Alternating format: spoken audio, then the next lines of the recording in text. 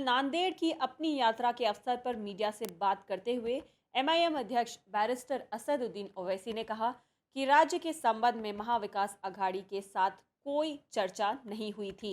उन्होंने कहा अगर महाविकास अघाड़ी को मजलिस की जरूरत है तो वे उनसे संपर्क करें, मजलिस इस मामले पर विचार करेगी।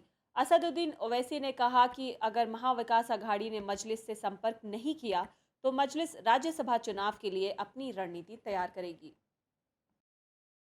महाविकास अघाड़ी से कोई हमसे बात नहीं किया, ना हमारे एमएलए से कोई कांटेक्ट किया।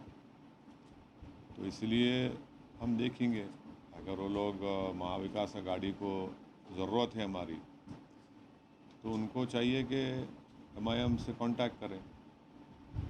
नहीं चाहिए तो ठीक है, कोई बात नहीं, हम लोग जो फैसला लेना लेंगे। मगर अभी तक तो उनके पास से कोई कांटेक्ट नहीं हुआ है और हम भी हमारे एमएलए से बात कर रहे हैं और इंशाल्लाह ताला 1 या 2 दिन में, क्योंकि 10 तारीख को पोलिंग है, 1 या 2 दिन में हम लोग फैसला ले लेंगे उस पर। असदुद्दीन ओवैसी ने कहा कि भाजपा सरकार ने देश के खिलाफ नफरत की आंधी चला दी है। इसी वजह से बीजेपी के राष्ट्रीय प्रवक्ता नुपुर शर्मा और इस्लाम के पैगंबर की निंदा का सहारा लिया है। असदुद्दीन ओवैसी ने नुपुर शर्मा की गिरफ्तारी की मांग की। उन्होंने कहा कि अगर किसी ने प्रधानमंत्री नरेंद्र मोदी के खिलाफ फेसबुक पर वीडियो पोस्ट किया तो उसे तुरंत गिरफ्तार किया जाएगा। असदुद्दीन ओवैसी ने कहा कि मुसलमानों के पास पैगंबर मोहम्मद से ज़्यादा कुछ नहीं है। देश के मुसलमान नुपुर शर्मा और अन्य द्वारा पैगंबर मोहम्मद के खिलाफ की गई इश्निंदा वाली टिप्पणियों का विरोध कर रहा है। जब मुस्लिम देश इस मुद्दे पर विरोध कर रहे हैं तो मुसलमानों की भावनाओं को दबाने के लिए नुपुर शर्मा की पार्टी की सदस्यता रद्द कर दी गई है। उन्होंने नुपुर शर्मा और अन्य की तत्काल गिरफ्तारी और जेल भेजने की मांग की।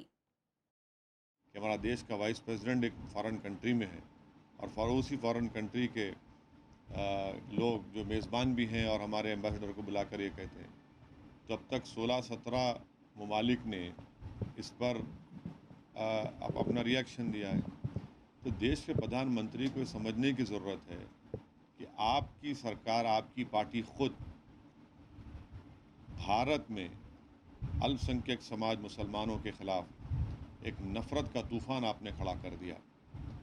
आपने भारत के बाइज़्ज़त मुसलमानों के ख़िलाफ़ एक ऐलान जंग का ऐलान कर दिया और इसी वजह से हम देखते हैं कि आप ही के नेशनल स्पोक्स पर्सन ने अनाप शनाप बकवास बकी। ये बिल्कुल, अगर ये कोई कह रहा है कि सिर्फ सस्पेंशन से काम हो जाएगा, नहीं।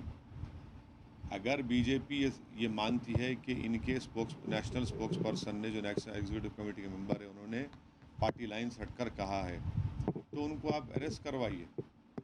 ये क्या बात है भाई कि आप खाली सस्पेंड करके समझ रहे हैं कि नहीं, आप उनको अरेस्ट करवाइए, क़ानून को इस्तेमाल करिए।